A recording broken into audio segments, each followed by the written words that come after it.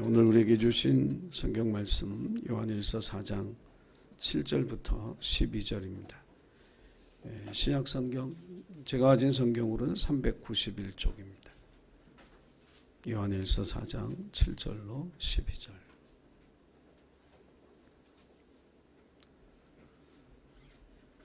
말씀을 찾아서 한 목소리로 말씀을 천천히 함께 읽겠습니다. 자, 시작. 사랑하는 자들아, 우리가 서로 사랑하자. 사랑은 하나님께 속한 것이니 사랑하는 자마다 하나님으로부터 나서 하나님을 알고 사랑하지 아니하는 자는 하나님을 알지 못하나니 이는 하나님은 사랑이심이라. 하나님의 사랑이 우리에게 이렇게 나타난 바 되었으니 하나님이 자기의 독생자를 세상에 보내심은 그로 말미암아 우리를 살리려 하심이라. 사랑은 여기 있으니 우리가 하나님을 사랑한 것이 아니요 하나님이 우리를 사랑하사 우리 죄를 속하기 위하여 화목제물로 그 아들을 보내셨습니다. 사랑하는 자들아, 하나님이 이같이 우리를 사랑하셨은즉 우리도 서로 사랑하는 것이 마땅하도다. 어느 때나 하나님을 본 사람이 없으되 만일 우리가 서로 사랑하면 하나님이 우리 안에 거하시고 그의 사랑이 우리 안에 온전히 이루어지느니라. 아멘. 오늘은 특별 찬양이 없는 주일입니다. 그래서 말씀을 함께 묵상하는데 첫째 주에는 세상 속에서 하나님과 동행하라 이런 제목의 말씀을 드렸고요. 우리 박학기 목사님이 십자가까지 주님과 동행하라 이런 말씀으로 하나님과의 동행에 대해서 말씀하셨고, 오늘은 교회에서 하나님과 동행하라. 우리가 이제 교회 생활을 하면서 교회에서야 신앙적으로 다 행동하고 사랑으로 섬기지 교회에서 하나님과 동행한다? 이게 좀 생소하게 들릴 수도 있습니다. 하지만 교회에서야말로 정말 하나님과 동행하는 삶을 훈련하고 연습해야 우리의 가정으로 또 우리의 직장으로 세상의 모임 가운데 나아갔을 때 하나님과 동행하는 삶을 이어갈 수 있는 줄 믿습니다. 그리스도인이 살아가는 삶의 중요한 자리 가운데 하나가 교회입니다. 가정과 교회, 직장인데 이 세 가지 삶의 영역이 우리에게 굉장히 중요합니다. 그래서 이 세 가지 삶의 영역 속에 균형 잡힌 신앙인으로 살아가야 우리가 행복한 삶을 살아갈 수가 있고 하나님의 뜻에 순종하며 그 사명을 다하는 삶을 살아갈 수 있다는 사실을 여러분 기억하고, 교회와 가정과 직장이라고 하는 이 삶과 구도 속에 어느 한쪽에 균형을 잃어버리지 않도록 균형을 든든히 잡고 생활하는 우리 예생 가족들이 되기를 주의 이름으로 축복합니다. 사실 교회를 오래 다니신 분들도 교회가 뭔지 잘 모르고 다니는 경우도 있습니다. 왜냐하면 교회론을 따로 가르치질 않으니까요. 그리고 경험으로 교회를 이해했다고 생각을 합니다. 그런데 정말 교회가 뭔지를 우리가 정확하게 알고 살아야 진짜 교회 생활을 잘 할 수 있고 하나님이 기뻐하시는 아름다운 교회를 세워가는 주님의 동역자가 되어질 수 있는 줄로 믿으시기를 바랍니다. 찰스 콜슨이라고 하는 목사님이 있습니다. 이분이 닉슨 대통령 때 정부 고위 관리였다가 죄를 짓고 감옥에 들어가서 그 감옥에서 하나님을 만납니다. 그리고 그 하나님을 만난 기쁨이 너무 커서 이분이 이제 감옥에서 나와서 이제 목사님이 돼서 여러 곳에서 집회도 하고 책도 쓰셨는데 그 가운데 하나가 러빙 갓이라고 하는 하나님을 사랑함이라고 하는 책을 썼습니다. 그 책 속에서 이분이 이제 교회를 설명을 합니다. 교회는 세상의 여태 회사라든지 또는 어떤 정부의 어떤 기관 같은 그런 조직하고는 다르다라고 하는 거죠. 그러면서 교회를 이해하는 가장 중요한 키워드로 공동체라고 하는 단어를 사용합니다. 교회는 공동체라고 하는 거죠. 세상의 조직들은 어떤 목적을 위해서 모입니다. 시스템을 만들고 조직을 만들고 역할을 나누고 재정을 동원해서 그 목적을 이루기 위해서 움직여가는 거죠. 그런데 교회는 공동체입니다. 조직에서는 잘하는 사람 못하는 사람이 구분됩니다. 잘라버려야 될 조직, 더욱더 이렇게 살려놔야 될 조직, 이런 것들이 구분이 되죠. 근데 교회는 다르다는 거예요. 어느 한쪽이 약하고 제 역할을 못한다고 해서 그것을 잘라낼 수 없다는 거예요. 어느 부서가 잘하기 때문에 거기는 더 잘하라고 계속 격려하고 축복하고, 어느 부서는 못하기 때문에 니들은 찌그러져 있어, 가만히 있어, 이렇게 할 수가 없다는 거예요. 왜냐하면 교회는 그리스도의 몸이기 때문에 그렇습니다. 예수님이 이 몸 대신 교회의 머리 되시고 우리가 그 지체들이기 때문에 그렇다는 거예요. 세상의 조직과 세상의 모임과 교회가 결정적으로 다른 가장 중요한 것은 뭐냐면 고통을 함께 나눈다는 겁니다. 아픔을 함께 나누는 것, 이것이 교회가 가진 가장 중요한 특징이라고 하는 겁니다. 그러면서 주님은 이 교회라고 하는 이 공동체를 통해서 궁극적으로 무엇을 하기를 원하시느냐 하면 세상을 변화시키기를 원하십니다. 어둠을 밝히는 빛의 역할을 해야 되고, 썩어져가는 세상 속에 소금의 역할을 하면서 그 정결함을, 정직함을, 공정함을, 그 정의의 가치를 보존하는 그 사역을 위해 하나님께서 교회를 세우셨고, 누룩과 같이 그 온 덩어리를 변화시키는 것처럼 이 세상이 교회로 말미암아 변화되기를, 새로워지기를 누구보다 원하시고 그 사명을 저와 여러분에게 주신 줄로 믿습니다. 우리가 신앙생활을 나 혼자 하는 것 같지만 여러분, 신앙생활을 혼자 하는 게 절대로 아닙니다. 만약에 혼자 하는 신앙생활을 하고 있다면 그 신앙생활을 잘못하고 있는 겁니다.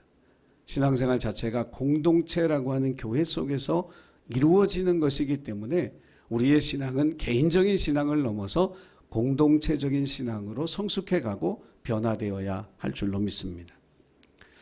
2세기 때 그 기독교를 변증하는 아리스티데스라고 하는 사람이 있었습니다. 이 변증가는 귀족 출신인데 로마 황제에게도 만나서 이야기를 할 수 있을 정도의 권위가 있었던 사람입니다. 이분이 이제 로마 황제 하드리안을 만나서 그리스도인들에게 대해서 황제에게 설명을 해주는 거예요. 그래서 그 책 속에 보면 그가 이렇게 기독교인을 소개합니다. 첫 마디가 뭐냐면 그들은 서로 사랑합니다. 오늘 이 본문의 말씀에 있는 것처럼 그들은 서로 사랑합니다. 또한 그들은 과부를 돕고 고아들을 학대받는 자의 손에서 구해냅니다. 자신에게 있는 것을 없는 사람들에게 기쁨으로 나누어주고, 나그네를 보면, 힘들고 어려운 사람들을 보면 집에 초대해서 마치 자기의 친형제처럼 대접을 합니다. 그냥 우리가 세상에서 살아가면서 어떤 친구의 개념을 넘어서서 그들은 형제로서 서로를 사랑하고 아끼고 돌봐줍니다. 이 이야기 속에 뭐가 보이느냐 하면 하나님의 나라가 보이는 거예요. 하나님이 다스리시고 하나님이 교회를 통해서 이루시기를 원하시는 그 나라의 모습이 이 이야기 속에 담겨져 있습니다. 여러분, 교회는 이 세상 사람들에게 하나님의 나라를 보여주는 그런 공동체고, 또 하나님의 나라를 체험할 수 있도록 도와주는 그러한 공동체로서 존재하고 있다는 사실을 저와 여러분이 기억해야 할 줄로 믿습니다. 그래서 이 사랑의 공동체, 하나님의 이 생명의 능력을 가진 이 공동체 속에서 우리가 하나님과 동행한다라고 할 때 가장 먼저 우리가 해야 될 일은 뭐냐면 서로에게 사랑을 표현하는 것입니다. 사랑을 드러내는 것이죠. 저를 포함한 많은 어른들이 사랑을 표현하는데 어색해합니다. 저희 아버님 계셔서 그런데 저희 아버님이 잘 안 들리셔서 이제 보청기를 이제 사용하시는데, 아침에 일어나시면 보청기를 이제 안 하시잖아요. 이렇게 못 하시고 이렇게 나오셔서 오늘 아침에도 제가 인사를 드렸어요. 아버님 잘 주무셨어요? 그랬더니 뭐 그러셨어요. 안 들리니까 어쩔 수 없죠. 평안히 주무셨느냐 그랬는데 뭐 해놓고는 이제 또 마음에 걸리시는 거야. 그래서 하시는 말씀이 뭐냐면 내가 잘 안 들려서 무뚝뚝하게 대답을 해도 본심은 그게 아니야. 우리 어른들이 다 그래요. 특히 한국 사람들이 또 그래요. 자식을 사랑하는 거 팔불출이라고 생각해서 또 그런 표현 잘 안 하거든요. 근데 우리가 쏟아놓고 나서는 후회하는 거 되게 많잖아요. 내가 왜 그렇게 무뚝뚝하게, 그렇게 무성의하게, 그렇게 쏴붙이듯이 그랬을까. 오은영 박사가 금쪽인가 뭔가 그거 하는 프로그램을 저도 집사람 때문에 가끔 봅니다. 이렇게 보면 부모의 사랑을 확인하고 싶어서, 내가 사랑받고 있다는 사실을 확인하고 싶어서 막 병적인 행동을 하는 아이들 모습을 봐요. 그걸 보면서 나도 우리 아이 키웠을 때 저랬을 것 같다. 사랑한다고 자꾸 표현해주고 그거를 행동으로 좀 나타내줘서 그 사랑에 굶주리지 않았다는 걸 아이가 느끼면서 잘할 수 있도록 그렇게 했었어야 되는데, 이 사랑을 표현하고 사랑을 주는 일에 우리가 굉장히 서투르다라고 하는 그런 생각을 하게 됩니다. 그래서 사랑에 굶주린 아이들이 병적인 행동을 하는 것처럼, 여러분 이게 아이들만의 문제가 아니라 어른들의 문제이기도 하다는 사실을 기억하시기를 바랍니다. 결혼 생활이 파국으로 치닫던 한 부부가 있었답니다. 결혼 생활이 파국으로 이렇게 진행이 되다 보면 하게 되는 일이 뭐냐면 서로에게 상처를 주는 일입니다. 상처 주는 말을 하죠. 상처 주는 행동을 하게 됩니다. 근데 상식적으로 생각을 하면 어떤 사람이 나한테 상처를 줘요. 그럼 내가 그 사람 가까이 하고 싶을까요? 왜 표정들이 그러세요? 가까이 하고 싶지 않죠. 어떤 사람이 아무리 마음이 넓고 바다와 같아도 상처 주는 그런 사람에게 가까이 하고 싶은 사람이 세상에 어디 있어요? 근데 우리가 이제 이거 한 가지를 잃어버리는 거죠. 뭐냐면 나도 상처를 줄 수 있지만 그 사람도 나에게 상처를 줄 수 있는 거예요. 왜냐하면 내가 완벽한 존재가 아니거든요. 그럼 나에게도 뭔가 결점과 부족함과 단점이 있을 텐데, 내가 애써 그것을 지적하는 나의 그 상처 주는 그 말에 대한 반응이 나에게 상처 주는 말로 되돌아올 수 있다는 사실을 우리가 기억하고 살아가야 된다라고 하는 거죠.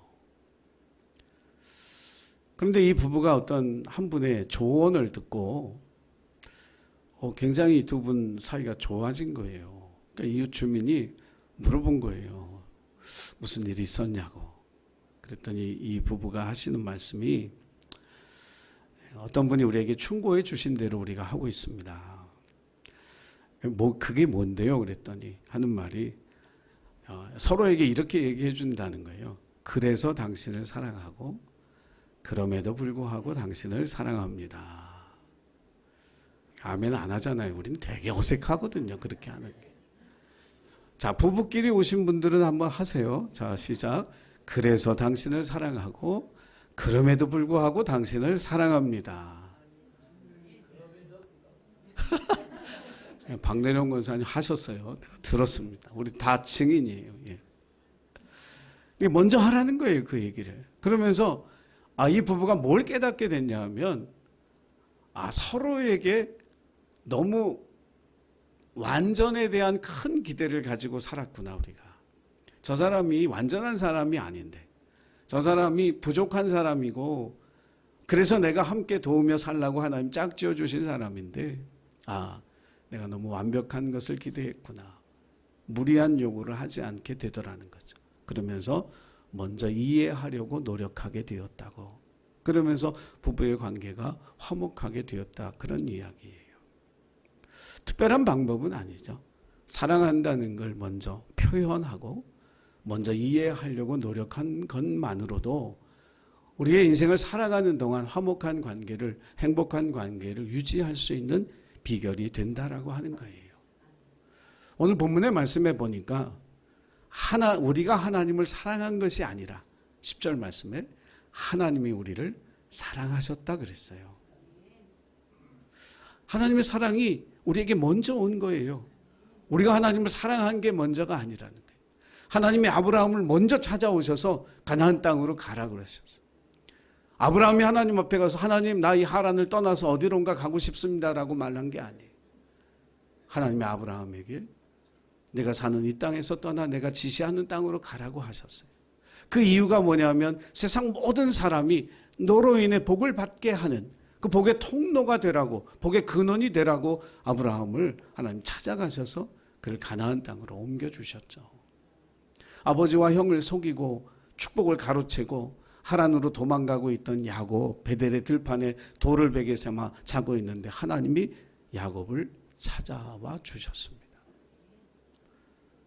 사기꾼 같은 야곱에게 내가 이 고향으로 다시 돌아올 때까지 너와 함께 있을 것이고 너를 지켜줄 거라고 그렇게 사랑의 고백을 하셨어요. 20년이 지나서 야복강에서 형이 400명 데리고 칼을 들고 하인들에게 다 칼 들리고 자기를 마중 나온다는 얘기를 듣고는 겁이 나서 두려워서 그 강을 못 건너갈 때 그 밤에 하나님이 야곱을 또 찾아와 주셨어요.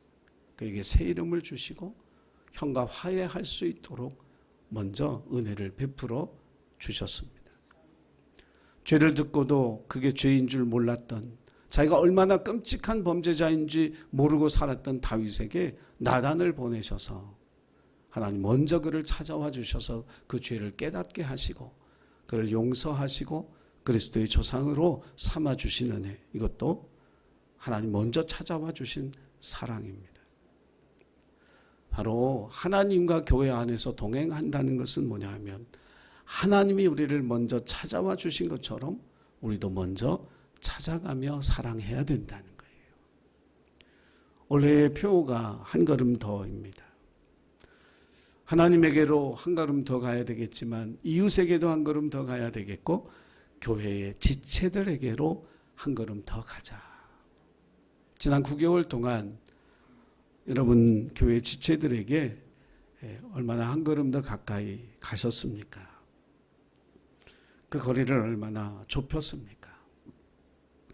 만날 때마다 위로의 말로, 격려의 말로, 또 안부를 묻는 인사로, 또 그분은 모르지만 그분의 가정과 그분이 하는 일과 그분의 자녀들을 위해서 하나님 앞에 무릎 꿇고 하는 기도, 또 SNS를 통해서 성경 구절을 교환하고 기도의 제목을 나누고 어떤 일에 대해서 반응해 주면서 교회 지체들에게 한 걸음 더 가까이 나아갈 수 있는 그런 사랑의 표현과 마음의 표현을 얼마나 나누었는가. 앞으로 남은 시간 동안 여러분 교회 안에서의 하나님과의 동행, 그 첫 번째는 먼저 찾아가는 사랑이다.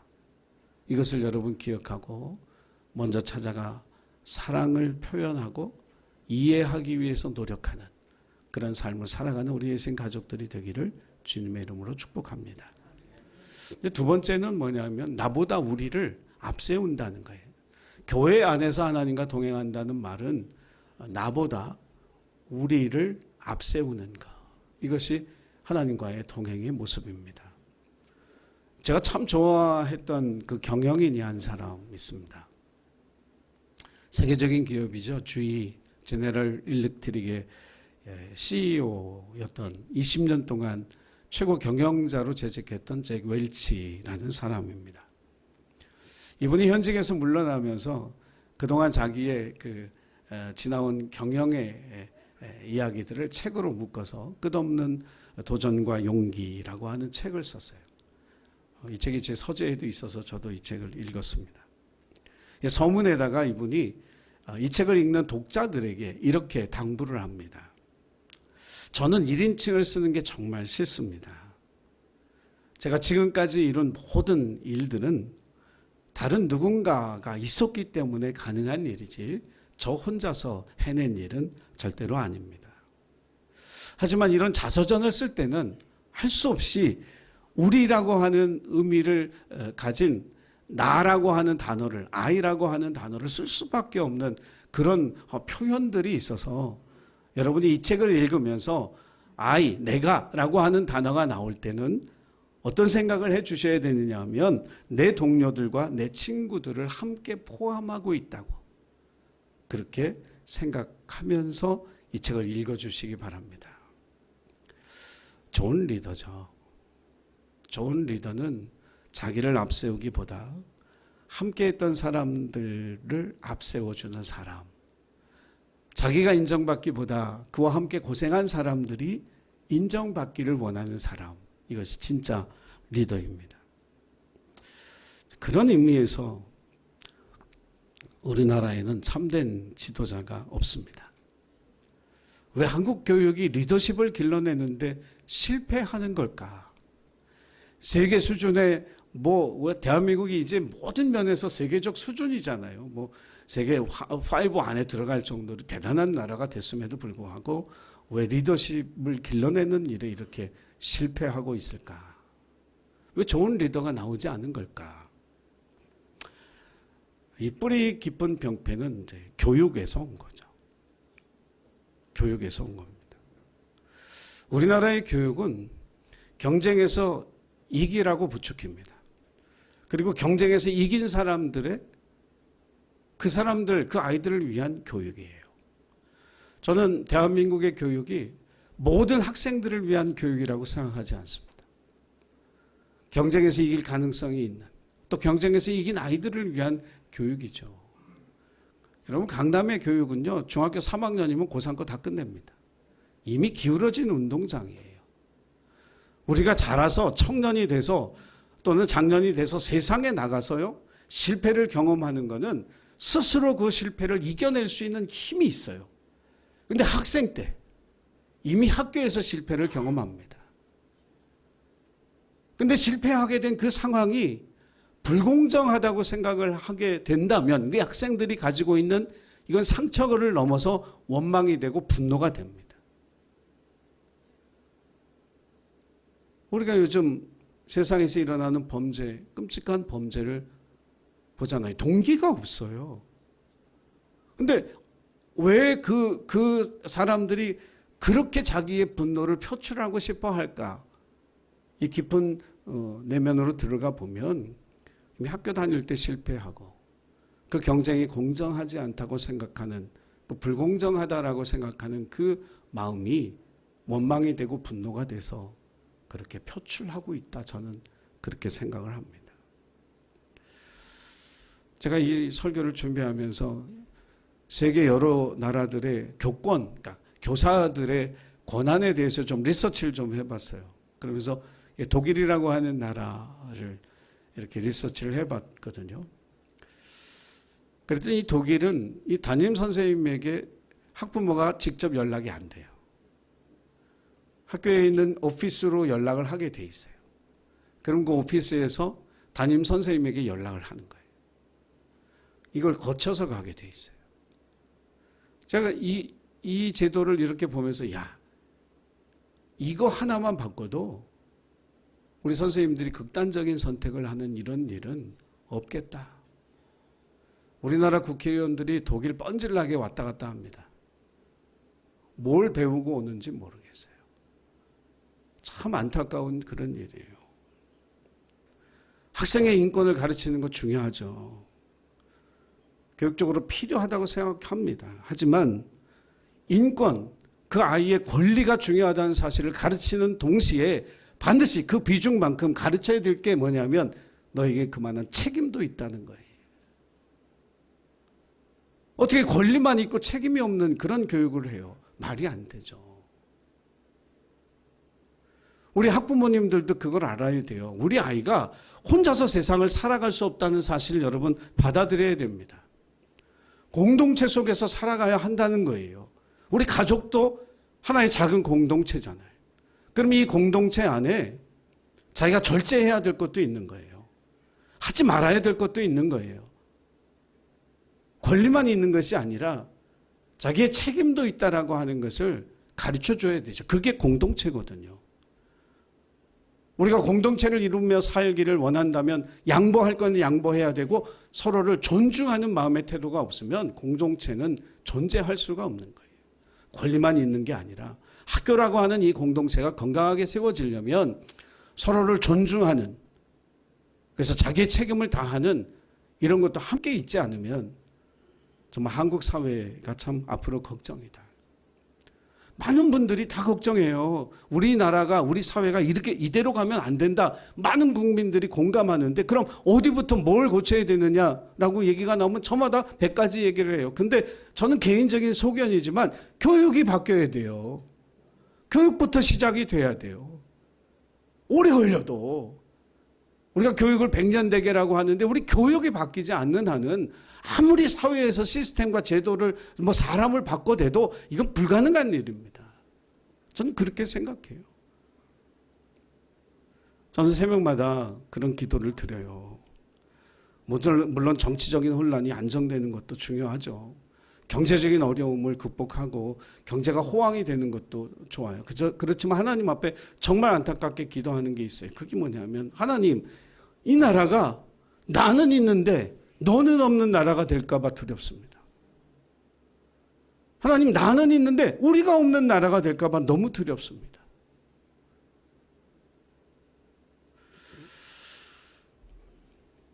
샌프란시스코에서 목회하는 제 친구 목사가 한 번은 이제 교단 다 이렇게 초월해서 모이는 목사님들 모임이 있었답니다.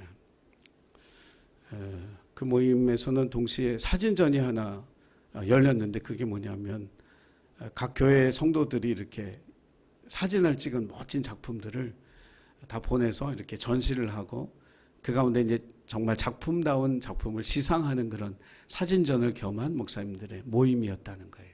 그래서 이제 거기에 그 심사를 위해서 사진 작가이신 폴 손이라고 하는 교포분이 오셔서 사진 작품을 하는데 이분이 이제 세계를 많이 다니면서 여행도 하고 하다 보니까 이야기거리가 되게 풍부하신 분이라 이분에게 이제 시간을 드렸더니 그분이 이제 그런 얘기를 하더라는 거예요. 교회를 영어로 목사님들에게 그런 거예요. 교회를 영어로 뭐라고 하시는지 아십니까? 하시는 거예요. 그래도 미국에서 목회하는데 모르겠어요? CHURCH 처치죠. 그러시냐고. 이 단어에는 모음이 하나밖에 없다는 거예요. 뭐냐면 유죠. 교회가 되려면 당신이 있어야 된다는 거예요. 그런데 많은 교회들을 들여다보면 나는 있고 나를 자꾸 주장하고 나를 내세우고 내가 드러나고 아이가 들어가면 교회가 될 수 없다는 거예요. 교회는 유가 들어가야 돼요. 당신이 있어야 된다는 거예요. 그게 하나님의 교회라고 이야기했더랍니다. 교회는 하나님이 세우신 이 유기적인 공동체는 나보다 당신을 더 많이 존중하는, 더 많이 세우는 그런 공동체여야 합니다. 당신이 꼭 있어야 되는 공동체, 이것이 교회라는 거예요. 성경 말씀을 한 구절 같이 보길 원합니다. 빌립보서 2장 3절, 자 우리 같이 읽겠습니다. 시작.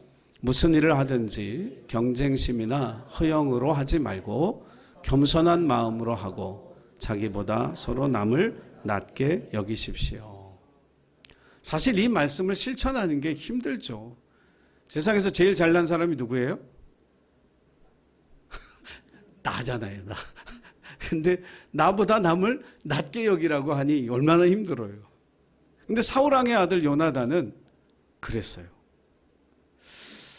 왕이 계승자잖아요. 그런데 다윗은 왕이 계승의 경쟁자잖아요. 근데 요나단의 마음에는 나보다 다윗이 왕이 되는 것이 맞다고 생각했어요. 나보다 나은 사람이 왕이 되어야 한다고 믿었어요. 그래서 이 두 사람은 왕위를 놓고 싸워서 목숨 걸고 싸우는 경쟁자가 된 게 아니라 서로 형제처럼 사랑하는 그런 관계가 됐어요. 다윗과 요나단. 얼마나 아름다운 우정의 상징인지 몰라요. 우리가 착각하며 살아가는 것 가운데 하나가 뭐냐면 나에게는 다른 사람을 판단하고 평가할 수 있는 지식과 경험이 있다고 생각해요.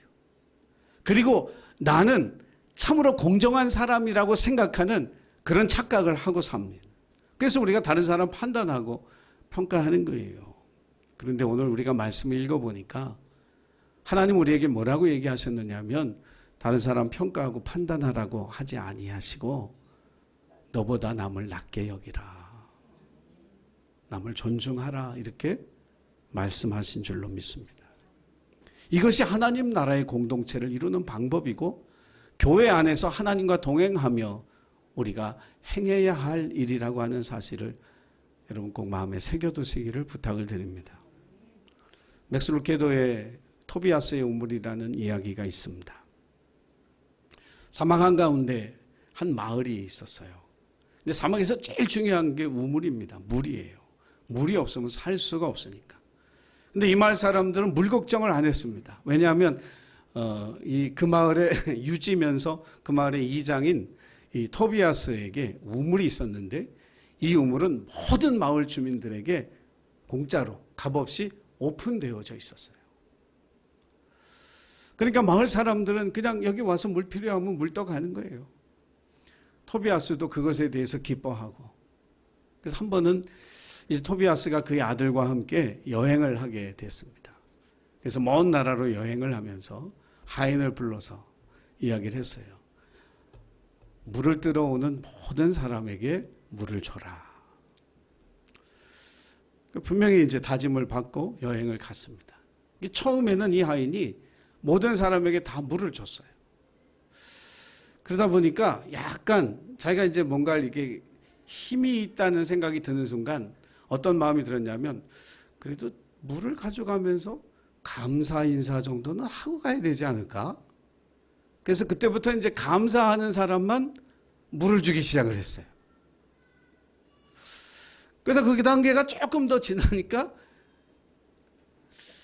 이제 감사하는 거 말고 좀 내 마음에 들게 행동하는 사람들한테만 물을 줘야 되겠다 생각을 하고 이제 자기 마음에 드는 사람들에게 이제 물을 주기 시작한 거예요.